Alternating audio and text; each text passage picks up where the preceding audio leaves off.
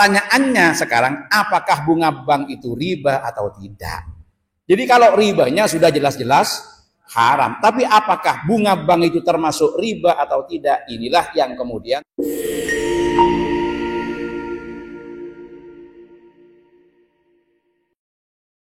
jadi pada waktu itu ada perdebatan yang mencoba untuk menghalalkan bunga bank itu kemudian ya dihakimi oleh para kiai-kiai.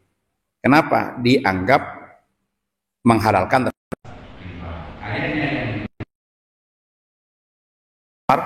riba dan lain sebagainya. Akhirnya yang menyatakan itu menyampaikan begini, kalau riba itu sudah jelas haram, sampai kapanpun riba tidak akan pernah bergeser dari haram menjadi halal. Jangankan haram menjadi halal, menjadi syubhat pun tidak. Jadi riba itu hukumnya sudah jelas-jelas halal. Pertanyaannya sekarang, apakah bunga bank itu riba atau tidak? Jadi kalau ribanya sudah jelas-jelas haram, tapi apakah bunga bank itu termasuk riba atau tidak? Inilah yang kemudian terjadi perbedaan pendapat. Kalau di hasil keputusan Basul Masail Nahdlatul Ulama itu pendapatnya ada 3 tentang bunga bank. Yang pertama, hukumnya adalah haram karena itu identik dengan riba. Yang kedua, hukumnya boleh dihalal karena itu tidak sama dengan riba. Dan yang ketiga adalah syubhat karena adanya pertentangan yang kuat antara halal dan haramnya. Itu keputusan Basul Masail, silakan dibaca lagi dengan berbagai macam argumen dan hujahnya. Dalam beberapa perjalanan pemikiran para ulama, utamanya kalau mungkin kita mau berkiblat dalam hal ini kepada ulama di Timur Tengah, masih tetap terjadi terbelah menjadi 2 kelompok besar. Ada para ulama yang memang memutlakkan keharaman daripada bunga bank. Tetapi ada yang menyatakan bahwa sama sekali bunga bank itu tidak haram.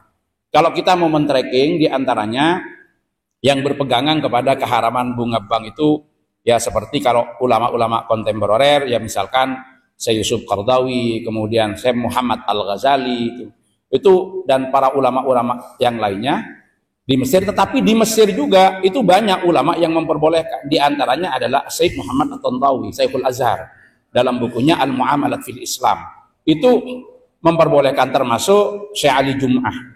Syekh Ali Jum'ah itu juga memperkenankan karena istismar bunga bank yang atau ar-ribahu yang dapat terukur, yang saling bisa menguntungkan, itu tidak masuk kepada riba jahiliyah yang diharamkan di dalam Al-Quran. Apalagi ketika memang menyimpannya dan menabungnya bagi orang yang menabung, di situ jelas menggunakan akad-akad yang memang dibenarkan di dalam syarak.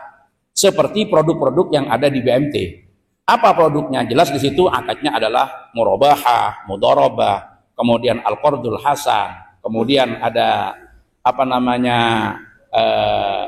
al-bai' bisamanil ajil dan lain sebagainya. Itu kan produk-produknya BMT yang semuanya dan masing-masing itu sudah dikaji dari pertimbangan-pertimbangan syarak, sehingga BMT itu tetap dianggap sebagai lembaga keuangan mikro syariah yang bisa menjembatani terhadap persoalan-persoalan umat yang masih dalam tanda petik keraguan-keraguan terhadap bank-bank konvensional. Walaupun di situ tetap ada beberapa perbedaan-perbedaan pendapat. Nah, salah satu yang membedakan apa? Salah satu yang membedakan adalah ketika memang di situ ada riba. Riba itu adalah bukan bunga atau ziyadah yang diberikan atas dasar hutang, tetapi pembagian daripada hasil yang didapatkan dari memutar uang, yang disebut dengan at-tamwil. Yang disebut dengan at-tamwil itu. Jadi atau taklibul mal itu, liqasdi ribhi. Jadi dengan memutar uang di situ ada penghasilan.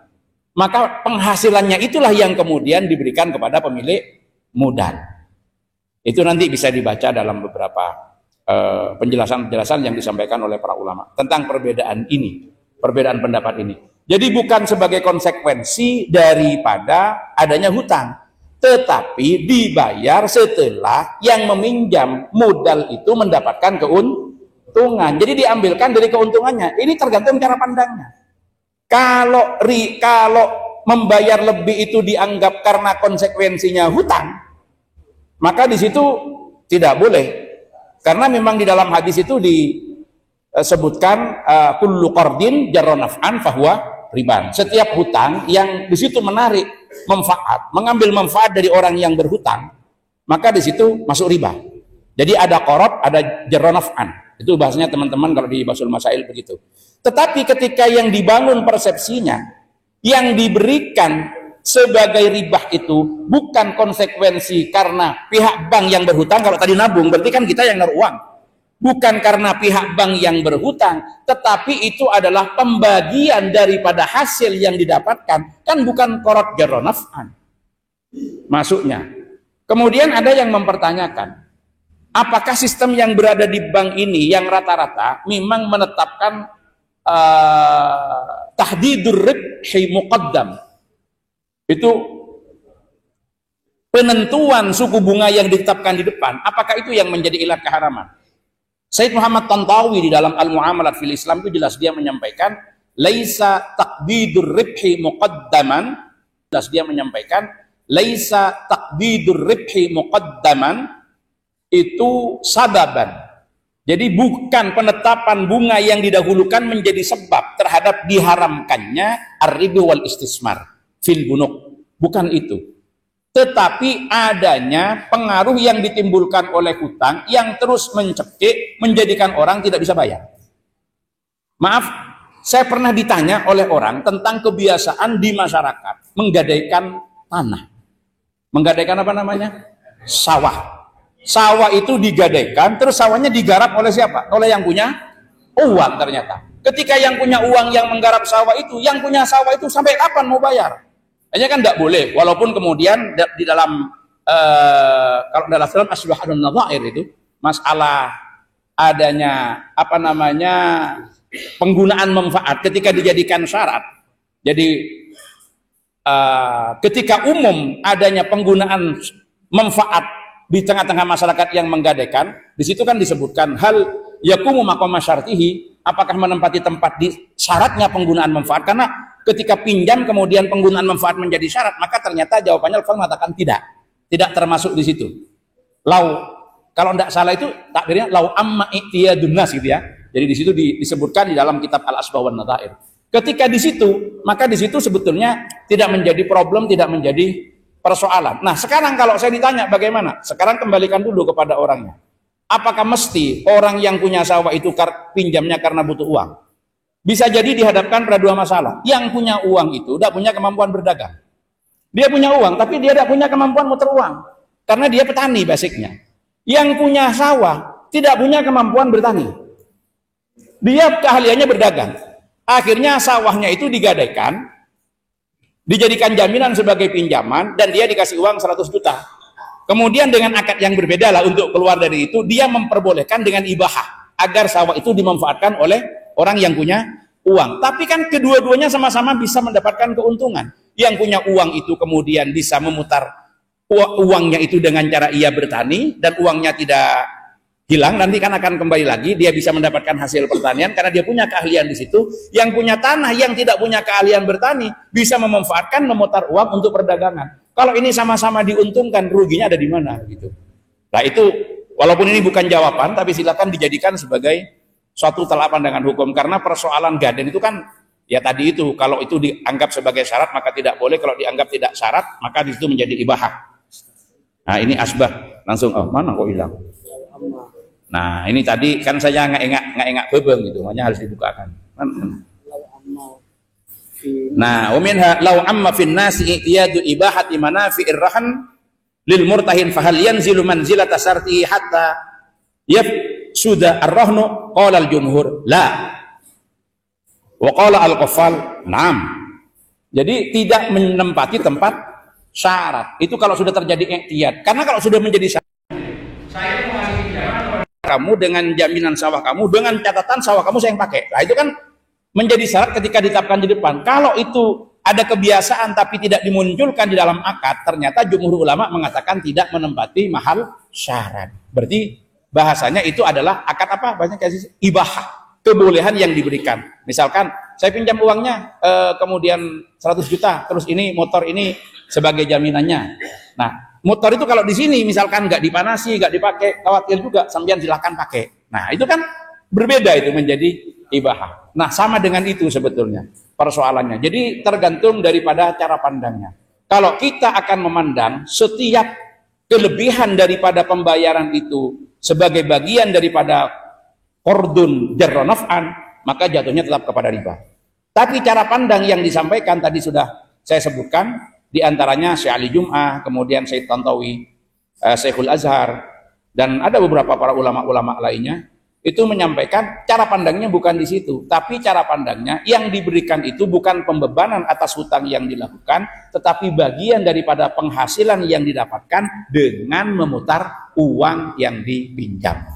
Nah, itu praktek yang ada di sana. Sehingga ada yang membedakan antara pinjaman yang bersifat produktif dengan pinjaman yang bersifat konsumtif. Kalau pinjamannya untuk konsumtif, ini rata-rata nanti konsekuensinya adalah pada keharaman daripada bunga yang ditimbulkan, karena uang yang dipinjam itu dipakai habis, setelah itu dia akan berat untuk membayarnya. Tapi ketika produktif yang dipinjam itu adalah untuk kemudian ikut tambahan modal memutar usahanya, maka yang diberikan adalah bagian daripada penghasilannya, sehingga tidak ada yang di situ dirugikan. Itulah kecenderungannya untuk kemudian mengambil pendapat yang memperbolehkan. Bagi mereka yang berada pada pelaku usaha, sebetulnya sederhana rumusnya. Orang bekerja dengan waktu yang sama, dengan tenaga yang sama, tapi dengan modal yang berbeda, potensi mendapatkan keuntungan sama apa beda? Misalkan sambian ngubu ajem, jumlah ayamnya itu 10.000 dengan 50.000. Tenaga yang diperlukan kurang lebihnya hampir sama, konsentrasi dan pikiran kita hampir sama, tetapi penghasilannya beda. Apa yang membedakan? Besarnya modal. Jadi ketika orang yang bekerja itu dia hanya punya modal 10 juta, dan sangat berbeda dengan ketika dia punya modal 100 juta, yang kemudian dengan modal 100 juta dia bisa mendapatkan hal yang lebih produktif, yang lebih banyak dengan tenaga dan pikiran yang sama yang dikeluarkan, maka dia dapat keuntungan dari pinjaman 90 juta yang ia lakukan kepada lembaga-lembaga peminjam tadi. Salah satunya adalah BMT. Yang kemudian dari situ berapa persen yang dia berikan ternyata juga sangat kecil kalau dibanding dengan potensi penghasilan yang bisa dia dapatkan. Jadi yang dijanjikan. Nah, kenapa kadang-kadang ada tahdidur ribhi? Tahdidur ribhi itu diperlukan. Ini kalau para ulama yang pakar-pakar ekonomi Islam yang muasir ini mohon maaf, ini banyak yang teman-teman Basul Masail, tolong segera diingatkan kalau ada yang salah. Dan di samping kiri saya ini dokter yang juga spesifikasinya juga di ekonomi Islam. Ini dokter Kiai kita ini, Kiai Pujono ini, di ekonomi Islam. Artinya kenapa? Banyak memandang kepada arah situ, karena kita kembalinya kepada aspek produktivitas yang bisa dihasilkan untuk peningkatan taraf keekonomian masyarakat. Jadi sama-sama bekerja dengan modal yang berbeda, pada tenaga yang sama, itu hasilnya jauh berbeda. Ketika yang didapatkan daripada memutar uang itu, sekian persen, kemudian setelah itu diberikan kepada pemilik modal. Nah, kenapa prosentase itu kadang-kadang disebutkan? Ada tahdid muqaddam itu. Itu salah satunya adalah untuk menjamin adanya keseriusan sekaligus juga kedisiplinan, agar supaya di dalam pengelolaan itu tidak ada pada situ. Makanya prinsip yang ditanamkan kepada pengelola-pengelola lembaga keuangan syariah itu, tatkala dia akan mencairkan pemberian pinjaman itu, bukan besarnya anggunan, tetapi kemauan dan kemampuan serta semangat untuk membayar.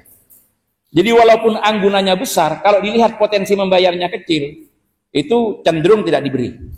Nah, ini kan anggunannya besar, anggunannya mobil, harganya 300 juta. Tapi kemampuan membayarnya kecil, apalagi nanti ada indikasi hanya dipakai pada konsumtif, jangan diberi. Walaupun anggunannya kecil, tapi potensi membayarnya itu besar, itulah yang cenderung untuk dibiayai. Karena keinginannya adalah sama-sama menebarkan manfaat. Apalagi ini sebaliknya, kita yang punya duit dititipkan ke BMT, BMT lah yang memutar. Kita tidak meminjami kepada BMT, tetapi meminta BMT untuk menjalankan uang itu. Terserah nanti akadnya yang dipakai apa. Apakah akad murabahah, di situ akadnya yang bisa digunakan, apa mudharabah, tergantung dari beberapa produk-produk yang sudah ada pada BMT. Maka yang akan diberikan kepada kita itu apa? Yang diberikan kepada kita bukan konsekuensi yang ditanggung oleh BMT karena BMT berhutang, tetapi yang diberikan kepada kita itu adalah sebagian penghasilan yang diterima karena memutar uang. Lah kan sudah beda pandangannya di situ. Lah itu perdebatan. Tapi kalau ini masih beda, ya artinya tidak usah dipungkiri. Yang mengharamkan ada, yang memperbolehkan ada. Lalu bagaimana sikap kita? Kalau di benda tibi, ya tak usah. Tak usah. Kalau andi benda tibi, tak usah lah. Angkui benda tibi sewat kuatah. Keng mun tandi benda sama sekali, pah benda saya nginjami, wene sekone ya beri rasa terima kasih. Ya kalah gitu. Ada pendapatnya kan bisa ambil di situ. Nah, kalau masalah membayar, sebetulnya Rasulullah memberikan contoh. Ketika Rasulullah pinjam kambing kecil, dibayar dengan kambing yang besar. Sampai Rasulullah itu kemudian bersabda, kalau tidak salah dalam hadisnya, khairukum ahsanukum qadaan. Sebaik-baik kalian adalah sebaik-baik cara membayar hutang. Jadi membayar hutang yang paling baik, mun nginjem sekejuta, make teh beriin apa, ya paling enggak mun mabeli, mun saumpama teh lebihin ya ngibaki telur, ngibaki. Itu sebaik-baiknya orang membayar loh sebetulnya. Benih pas fair-fairan begitu gitu loh.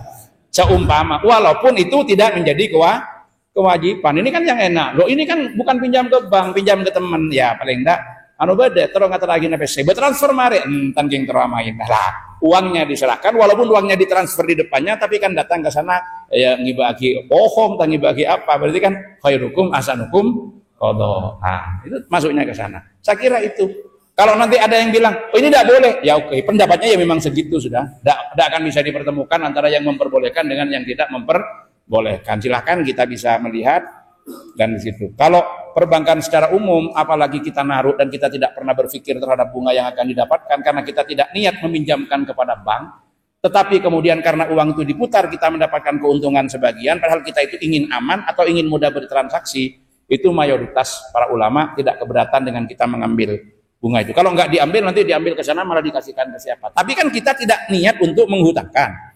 Cuma ketika uang itu ditabung, di sana kan dipakai. Nah, kalau memang tidak mau dipakai, dipisahkan. Jadi panjenengan punya uang 50 juta, tetap 50 juta kok sekarang jadinya 51, yang satu dipisahkan sudah. Kalau mau nggak mau dipakai, mau dikemanakan, ya sudah dicari sudah hal-hal yang ini. Nggak usah berharap pahala, tapi mungkin bisa bermanfaat gitu aja. Kalau sudah tidak yakin dengan itu, tidak usah dipakai, dipisahkan, malah taralat. Tapi kenapa kita harus di situ? Karena sekarang nggak ada kehidupan yang lepas dari perbankan. Sulit, rata-rata orang mau transfer. Jangankan itu, mau naik haji tidak mau sama bank ya tidak bisa. Dan ini implikasinya ketika itu tidak boleh, menjadikan hajinya orang ini menjadi nggak benar semua hajinya. Sampean tahu biaya haji itu berapa? 100. Ya, kurang lebih 96-98 juta. Yang dibayarkan oleh jamaah haji berapa? Kurang lebih sekitar 60. 40-nya dari mana? Iya, optimalisasi dana yang disimpan di sana setelah dana itu diputar dan diinvestasikan kepada beberapa sektor. Jadi ketika tidak mau sama ini, ya tolong bayar hajinya penuhi 100 juta dan jangan berhubungan dengan bank, gitu aja. Ya mau main ketat-ketatan, ya yuk. Sekarang jujur-jujuran, ada orang bilang, "Mbak mau saya bunga bank, Mbak." Sekarang kalau waktu haji, dia diambil enggak optimalisasi dari situ. Nah, jangan enggak jujur gitu loh. Nah, nanti pas pada bi tetang ke Lombok zaman HTI cek mirambi. Dia kan enggak menerima pemerintah di sini buat, pemerintah di sini kafir, tapi jadi pegawai negeri jadi guru gajinya kalah, kan repot di situ. Jadi kalau masih hajinya itu mau bayar sekian, ya harus tahu Anda. Dari mana itu? Optimalisasi dari pembiayaan haji yang ditaruh yang sudah tersimpan sekian tahun. Berarti itu kan diputar. Tapi kita kan tidak menghutangkan. Yang kita dapat dari mana? Bukan konsekuensinya. Karena pihak bank yang ditunjuk untuk mutar itu sekarang ada namanya BPKH ya. BPKH, jadi yang keuangan haji itu karena menggunakan uang kita untuk diputar, kemudian kita mendapatkan keuntungan. Jadi bukan semangat yang ditanam itu adalah konsekuensi daripada hutang, tetapi memberi sebagian daripada penghasilan. Nah, kan sudah beda kan ya? Kan beda. Oh, major bunga dari lima, walaupun di otang, udah bunga, kan berat. Tapi kok nerima ini dia? Nerima ini karena ini berbagi dari penghasilan yang didapat. Enggak berat. Nah, itu cara pandang. Kengun bodoh haram, ya tetap. Makanya saya sampaikan semua hukumnya, beda haram, beda halal, beda subhat. Pengen pah ketat tak nganggu sekali, ya tolong hajinya bayar penuh 100 juta atau 96 juta. Ya itu